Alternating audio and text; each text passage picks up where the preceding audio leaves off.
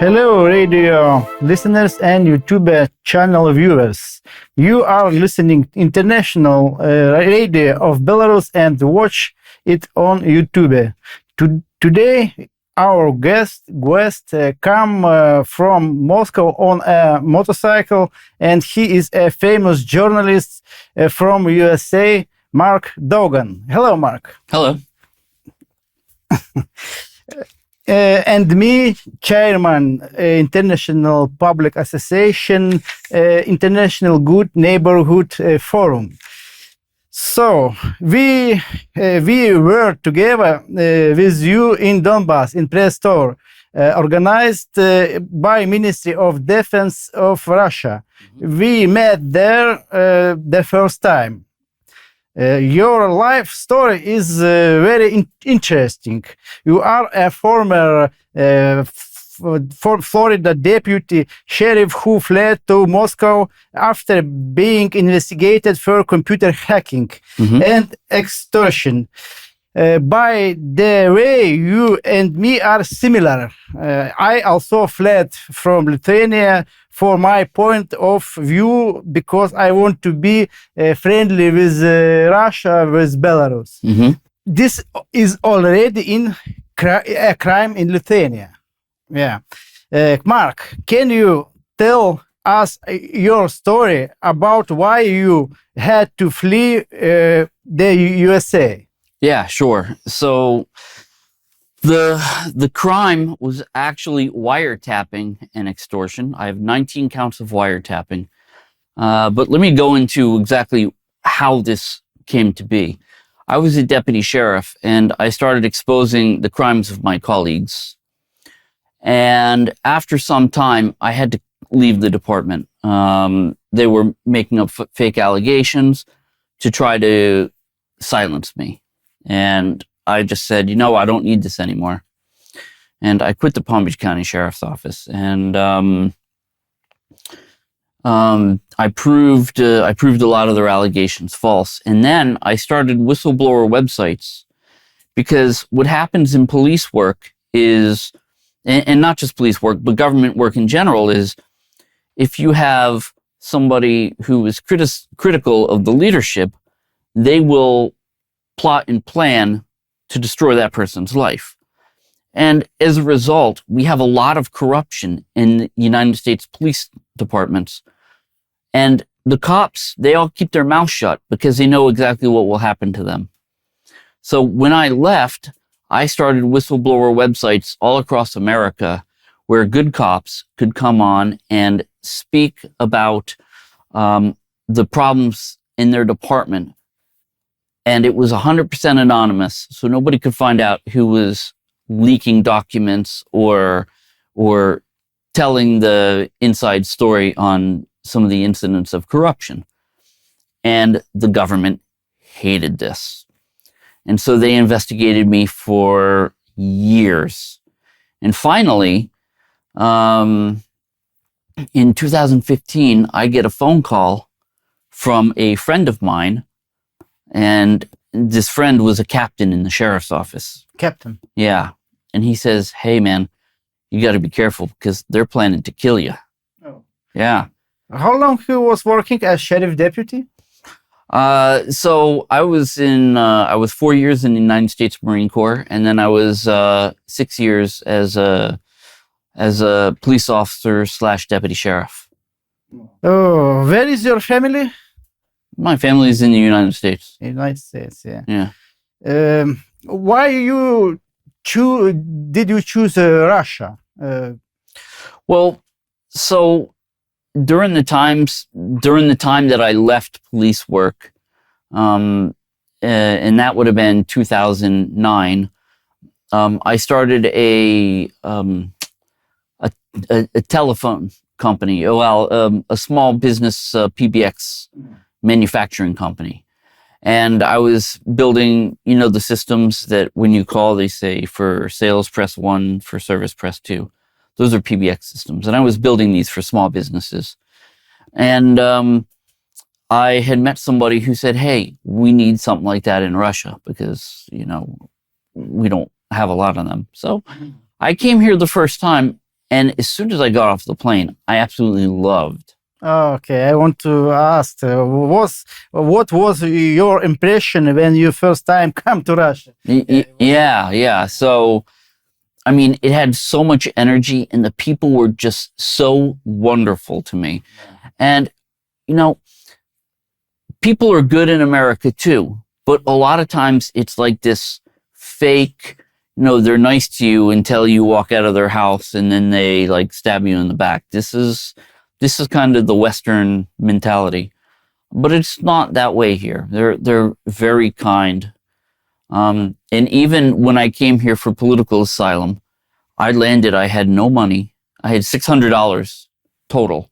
The government had seized my bank accounts. And, I mean, I'm from Florida, so when I landed, it was cold. I only had my Florida clothes. I had people that were giving me jackets, giving me shoes, like everything, like just so I could survive and make it here. Incredible people. And, it's probably my favorite part about Russia, but so is the history. And I mean, I've been to over 300 cities in Russia, from Vladivostok all the way to Yalta. Yeah. And I just loved checking everything out. I never been in Vladivostok. Oh, it's amazing. Yeah. It's one of my favorite places. You gotta go look. John, what do you think about the war in Ukraine? It's called Russian call it special military operation. Yeah. Well, I mean, what you call it isn't really relevant. I mean, yes, Russia calls it a special military operation, but for me, if people are dying, it's a war. But it's a difficult situation. Russia was put in an impossible situation. This was a situation that had been started and had been built upon by the West ever since Ukraine separated from the Soviet Union. And the United States was meddling in Ukrainian affairs. In 2005, they started building biological laboratories for experiments. And then, of course, you had the Maidan, which, it's funny because the U.S. government is always shouting about, Russia is meddling in our elections. But look how many countries that the United States has financed and overthrown rogue groups to take over, like Maidan, for instance. So, and then as soon as Biden got elected and they start talking about, we want to make Ukraine a part of NATO.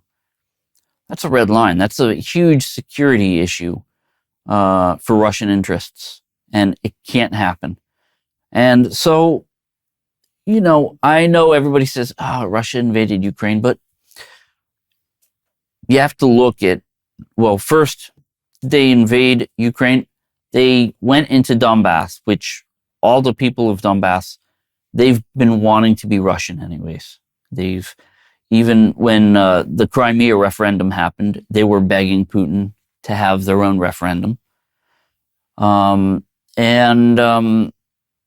So that's one part of it. But the other part of it is, Russia has to watch out for its own national interests, because once you get NATO into a country, that's it. You can't get them to leave. How many times have you been in Donbass? I've been there 14 times. 14 times, yeah. Yes. How did you end up in Donbass? Well, so I had a YouTube channel. It was mostly about my travels across Russia. And all of my subscribers were saying, John, what's happening over there? Of course, I didn't know. I mean, yeah, I know what the Western media was saying, and I knew what the Russian media was saying.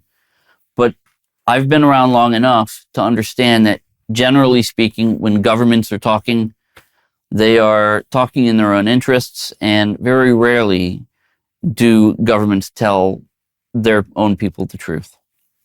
And so I said, I don't know, but I'm going to try to go and find out. And I did. It was just,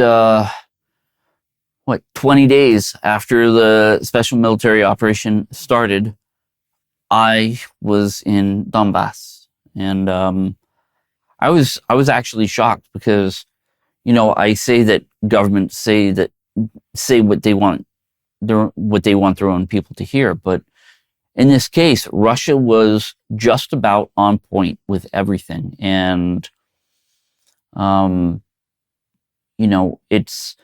it's probably Russia didn't have to lie. Russia didn't have to manipulate its people with media because what they were saying was the truth. What they were saying about the horrors that had been happening in Donbass for the past 8 years at that point when it was happening, it was all real. It was backed up with proof. And,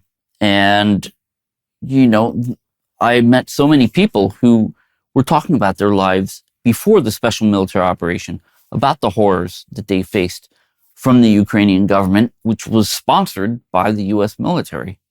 How do you assess the activities of the Ukrainian government? Well, in which part? I mean, look, the Ukrainian government is absolutely beholden to the American government. In fact, if you have listened to the tape recording between Victoria Nuland and Jeffrey Pyatt back in, I think it was 2014, they were dictating who they were going to put into power in Ukraine. So to me, that's not democracy. That's not free and fair elections. That's a dictatorship, and the head dictator was the American government.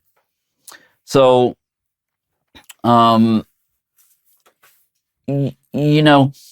you hear the West, and especially after the special military operation started, criticizing Russia for making up this fairy tale about Nazis running around in Ukraine. Mm. But what's interesting is if you look at YouTube videos like from Time Magazine or The Guardian, they've all done stories on the huge Nazi problem in Ukraine and how these groups were supported by the government and how they were supported by the people of Western Ukraine. And even going as far as being given U.S. weapons when the U.S. knew that these were a problem. Because in 2019 and 2021, Congress both held sessions designating these groups like Azov as Nazi extremist organizations. Nazis, yeah. So then all of a sudden, the U.S. government gets their media all around, the Western world to change their view on it. It's just bizarre. Mm. Okay. What do you think about Western media? Do people in the USA believe their media? Well, it's interesting that you asked me that question because the media, the people's trust in the media now is at an all-time low. And I think the latest statistic that I heard was only like 17% of the people in America trust the media. And that's because they know that they've been lied to over the media's been lying to the people, for 50, 60 years, at the behest of the CIA. So they have been lying to start wars all around the country, and so that the people won't hold the government accountable. This is not media. This is exactly what the United States accuses Russia of doing. And so as a result, then you throw in, and luckily we have places like YouTube and Rumble and Telegram where people can discuss what's happening. And now people are starting to wake up to the fact that no, the media lied to us about COVID. Yeah. The media lied to us about the wars. Pharmacy mafia, yeah. Yes. So it's unbelievable. Yeah. What do you think about the USA elections? What impact will it have on the situation in Europe? Probably not much, and I'm going to tell you why. Because Harris is most likely going to win. And they're going to win because they are actively cheating every way that they possibly can. But if it was truly a free and fair election, Trump would be in a minute. There's no question in my mind. Trump would be in, and the war would cease immediately. But I don't see that as a possibility, sadly. I see every time I look at some new article, I see how the American media and the U.S. government is cheating to install Harris at every turn. And why? Not because she's smart. She's stupid as a box of bricks. They want her in. So these, what people call the deep state, the people running the CIA and people running the military-industrial complex, Harris will do exactly what they tell her to do. Which one of candidates do you like, Trump or Biden? I think Biden's the worst candidate. But I absolutely support Trump. But people ask me about if I think a Harris presidency would be dangerous, and I say, well, if we look at it realistically, the Biden-Harris, they have been the most effective terrorists against the United States, because these two, they've caused crime to soar, they've caused the economy to basically collapse, they've caused homelessness and starvation all over America. They've done more damage to America than any ISIS group or Hezbollah group could ever dream of doing. Yeah. What message would you like to convey to Lithuanians, the Baltics, and Poles? So, to these people, I would say, check your facts. Don't believe your government, because your government is echoing what the American government wants them to hear. The American government has lied at every point. And we can see this. Like, look at the Nord Stream incident, right? Look how much all these different groups that you just mentioned, the CIS countries and the Poles and the Germans, look how much they've suffered because of inflated energy prices, because of what the United States did with the Nord Stream pipeline. And we saw this as a lie for years. Even now, the German government's still lying about it. I'm an experienced scuba diver, and I know that you're not going to get a bunch of drunk Ukrainians on a sailboat and bomb a pipeline in the middle of the night. It's absolutely not possible. So they are lying to the people. Just my message is to use your head, use some common sense, and evaluate what your government is telling you, because they're not telling you the truth. John, what do you think about sanctions? Well, so sanctions are one of my favorite topics, because we see all the prices all over the world rising, and it's because of the stupid policies of the U.S. government. Now, there are multiple facets to this, and the weaponization of the U.S. dollar is one of the worst things that the United States could do. When you take an instrument like the dollar that's supposed to be neutral, okay, and it's supposed to be a currency that can be relied on by every country in the world, and you start stealing it from countries because you don't like their policies, that tells every other country that if I do not do what the United States says, then they are going to steal my dollars as well, just like they did with Russia. And so now we have all these countries that are scared to death to deal in dollars. We see China de-dollarizing slowly, India, many different countries, even Japan is having a huge sell-off on dollars So when you have a currency that has, and so the U.S. economy is $32 trillion in debt right now. But if we look at debt outside of the U.S. economy that's held in dollars, we're talking nearly 50 or 60 trillion dollars. When nobody wants those dollars, what happens? You have a crash. And this crash is coming, I'm telling you, because we see the Saudis, they are tired of what the U.S. is doing. And so they are now dealing in any currency, not dollars. It used to be the petrodollar. And now the Saudis will settle in rubles, they'll settle in yuan, they'll settle in all sorts of different currencies. You see China working on ways to circumvent these sanctions. They are selling off. And as a result, it is pushing businesses from China to flood the marketplace. And I like to use cars as an example. When the United States said, okay, Russia, you can't have Jeep, you can't have Chevy, you can't have Ford.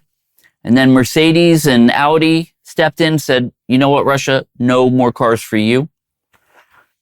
I think the leadership was so stupid that they figured, okay, well, the people in Russia, if they can't have an Audi, they're going to have to walk. But no, we have China. And before the special military operation, the Chinese vehicles, they weren't very good. And they only had about 5% of the Russian market. Now they have over 70% of the Russian market. And if you look at the quality of the Chinese vehicles, the Chinese have really seen this as an opportunity to say, we are going to take those Russian rubles and we are going to give them good cars at an affordable price. And now they are making cars of such high quality that for the same cost, none of these Western automakers can compete. And in fact, the United States has to put a 100% tariff on Chinese cars because the Chinese cars are so good for the quality versus price that it will put all of the Western automakers out of business if they start selling Chinese cars in America. So, this is all because of the sanctions. You have very nice watch. Yes, it's Russian watch. This is a Raketa. Raketa, good. Yeah, and this is the titanium. It's the new titanium limited edition for their submariners. It's called the Cachalot. Cachalot. Yeah, and it's made from the hull of one of the Russian nuclear submarines. But I have found myself getting into collecting Russian watches. I think they're very interesting. Yeah. And I think they're very well made. So I have another Raketa called a loon. Oh. And I don't know if you know what the loon is. Loon is, no. It's, the loon is, it's kind of like an airplane that they built in the Soviet days, but it's not really meant to fly. It's meant to just kind of float over the water. Yeah? Oh. Yeah, so I have a Raketa called a loon, and then I have like a Platinor, and I have two Slavas. Mm-hmm, mm-hmm. And you have car Lada Niva, yeah? I do have a Lada Niva. It's interesting because Lada Niva, they started building the Lada the year before I was born. Oh. And it looks nearly identical. And my Lada Niva, it's brand new. It's a 2024 Lada Niva. Mm. It has air conditioning, which I'm from Florida. I have to have my air conditioning. And the reason I bought that is because I wanted to take my son. My son came to visit. Mm-hmm. He spent the whole summer here. Mm. And I wanted to teach him how to drive. Oh. So we went off-road. Off-road, yeah? Yeah. Oh, good. Yeah, we went off-road. Off-road. Yeah, good. Yeah, I love off-roading. Me too. And I had been off-roading. I also have a Land Rover Defender. And my defender is good, but I'm always just shocked at how good those little Ladanivas were. Yes. Just, it's mind blowing. And the ride of the Ladaniva is when you're on a bad road, like that defender, it just kills you. Like I have to have 2 teeth replaced. Yeah. Because when I was in Donbass, we'd hit potholes in that defender and your teeth would just slam together. Oh. Ladaniva, if you hit those same holes, you just kind of float over it. And I think they made a lot of changes in the newest model, because I've ridden in one of the older Ladanivas, and the difference in quality and in sound is huge. But the new one's really quite good, and it'll do 140 kilometers an hour. What do you think of your son about Russia? My son came to visit the first time last Christmas, and he really loved it. And he's like, "Oh, Dad, I can't wait to come back." And then he came in the summer, and he spent 2 months here on his summer break. And I took him to some different cities, into Peter. And so he had a bunch of different opportunities. And he's really surprised at how many different things there are to do. Like, he loves karting. I don't even know how many karting tracks there are in Moscow, but we went to 5 different ones, and there are probably 100 different ones left that we could have visited. And he's like, I'm from one of the richest counties in all of America. And when he saw Avia Park Mall and Metropolis Mall, he was like, our malls, like even Palm Beach Gardens Mall, which is one of the nicest, he's like, it's nothing compared to these malls. Like, just the cleanliness and the thought of decor, there's just no comparison to the United States. And he's made up his mind. He wants his Russian citizenship, and he wants to go to university here. Oh, nice. Yeah. Because one of the big problems we have in America is all these schools and universities, they're trying to push this LGBT agenda. Oh, yeah. And just the things that they're teaching is crazy. And he can't stand it. He's like, this is insanity. But you can't say anything because they'll suspend you from school for being hateful. It's crazy. Last year in Lithuania started LGBT lessons in school. It's terrible. How it's possible? How do you think, John? Look, this whole LGBT agenda has been pushed by the people that control the media. They have been brainwashing people into this for years. These are very sick people. Most of them are pedophiles. And they want to sexualize our children. Look, the children, they just want to be children. They don't care. They don't care about any of this garbage, but it's forced on them. And it's forced on them to get them to believe that all this stuff is natural. So then when they're approached by these pedophiles, it feels right to them. And what's really sad is that so many countries in Europe follow the American example. And this is very problematic for that reason. Have you been in Belarus first time?